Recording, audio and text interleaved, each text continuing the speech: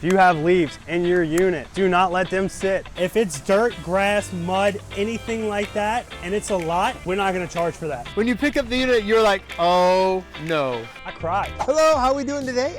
This is me, Alan, with Jump Orange, and I'm here with Blake Miller with Miller's Jump Time Entertainment. And today, we're gonna kind of talk a little bit about something that's really, really important in the industry. Generally speaking, most of your clients see you drop off your unit and they see you pick up your unit, but then there's the one that they don't really think about, and that's cleaning day. Briefly, we're going to talk about some of the techniques used for cleaning, where you blow it up, how do you get all those really hard spots, like the top of the units or the bottom of the units. How do you get to make sure those are nice and clean. We're going to talk about how you do things. Well, hey, let's go ahead and throw on probably take off our shoes and start cleaning. We got all these blown up. I see that I did great in getting most of these leaves off the top. So we're just gonna look at it, see how dirty they are. This doesn't look too dirty at all. So what we're probably gonna do is vacuum it out, shop vac it using some type of shop vac, and wiping it down with simple green. This unit's pretty dirty, so I'm gonna try and blow out all the leaves. Because it's a dry unit, I don't wanna spray it down and let these leaves sit and soak into it. So I'll try and blow it out. Hopefully the wind will do most of the job for me. When you are cleaning or when you're planning to prep a wet dry unit or a unit that went out dry that normally is wet dry, kind of talk about some of the differences of that approach to cleaning. Every unit's different. You can clean this bounce house differently from if it was last week dry completely versus if it was like soaking wet due to the rain. With the dry unit, we just want to come in and look at it, see if there's any leaves, dirt, stuff like that, but it's a dry unit. So what we could do is just shop vac it. If it's dry, make your life a little bit easier. Shop vac it out, take a spray bottle and maybe a hand rag or a towel and just wipe it down. Now with this unit, when I picked it up this weekend, it's got some marks, it's already wet. The pool's clean. With this unit, I might let it dry out, to be honest with you, just looking at it. You take care of your units. As soon as you pick them up, roll them out as soon as possible. Don't let them sit soaking, especially in this heat. We don't want to create any mildew, any molds. We want to get this unit out exactly the same the next customer. So what we're going to do is possibly while we're cleaning this one, let this one dry out, shop vac it out, spray it with some simple green, no harsh detergent. I don't recommend. Did you ever used to use a pressure washer? I actually did. I got some advice, but to hook it all up, I just personally didn't think it was worth it. So I don't use a pressure washer. It's not a bad thing. There are pros and cons to it. With using a pressure washer, getting the hassle of getting it out, spraying it down, that's something that's more of a deep clean, but you also want to be careful in the nozzle that you do use because it may damage some of the vinyl. I might clean completely different from a 20-year-old vet that has an inflatable company. I might do completely different things, but not that he's wrong, not that I'm wrong. It's just we have our certain preferences and how to clean. For your general cleaning, it sounds like you use simple green. Do you have any recommendations, or how do you get rid of any tough stains, like if a leaf got on a unit or something, like one of those stains that seems like it's almost impossible to get out? That's funny you say that, because my wife was like, every time my kids get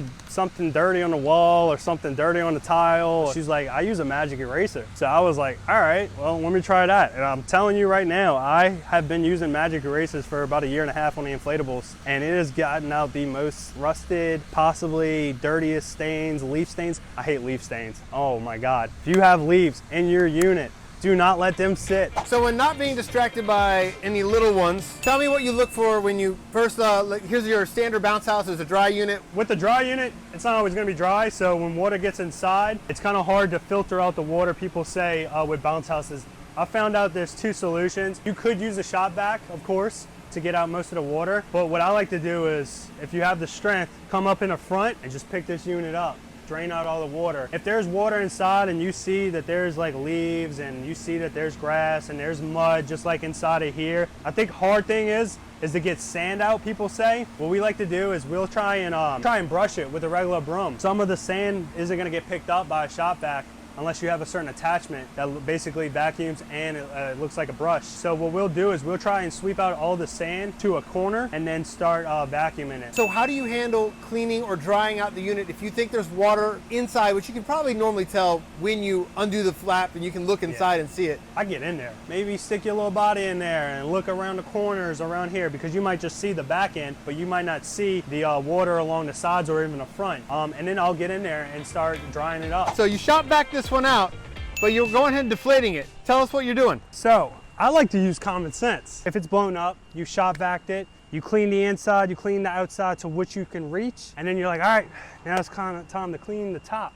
isn't the dirt gonna fall back on the cleaning spot that you just cleaned? So what we do is that we have vacuumed it all out, got most of the dirt out as much as we can, and then we'll deflate it. In some cases, the units might get dirty on top, so that's where we come into play, where we're gonna clean the top first, hose it all down with simple green, and scrub it, and then blow it up, and then spray the solution off and all the dirt and grime, top to bottom, and then inside. As we talked about, sometimes the units come back a little dirtier than normal. My question to you is, what was the dirtiest, most unexpected, when you picked up the unit, you're like, oh no? I cried. You would think because of a water slide, it's really easy to get the dirt and grime out. We took a chance on a customer that had no grass in the backyard and it was straight mud. So we put down over 6 tarps underneath our water slide to make sure there was no dirt getting in. And I'm telling you, from top to bottom, inside and out, somehow you can barely see the color of the inflatable. It took us like 2.5 days to clean it out. Every customer, you want to make money, and I get it, but there are some times where you might have to tell a customer no because of the setup area. We don't set up on rocks, as everybody knows, so we have to tell a customer no sometimes. And it's okay to tell them no. We could just plan it ahead of time saying, hey, we can do an event like this, but we just have to have a different location. It's always nice to have a little extra small pair of helping hands, right? Little. He does everything. He'll roll, he'll clean, he'll even take pictures, and he'll spray you with water. Just watch out though. So we're having a great time here with Blake on his cleaning day, and we're taking a quick break, and we kind of want to ask you a few more questions. One of the questions I have to ask is, every rental industry has a slightly different climate. You can be up in the north, you can be in the south, you have the hot, the cold, the dry, the humid areas. What's the most important thing to deal with you and your climate and how that affects your business? Something that we have to be wary about is mold and mildew after letting them sit for longer periods. Now, hopefully they don't have to because you're getting them out so many times and you're renting them out. But there are some chances that when you own an inflatable company, that not every unit's gonna go out every weekend, and you need to store them properly. So where I keep my stuff is in the AC environment. That's something that it does help us out, so we don't really have that problem. Tell us a little bit about what you do in terms of your contract, about cleaning fees, or what kind of things that if you see, you would charge a client with, when you let it go, when you don't let it go. We do have a cleaning fee set in our contract before every rental, and we do charge a $75 cleaning fee depending on what's inside and how bad it is. If it's dirt, grass, mud, anything like that, and it's a lot,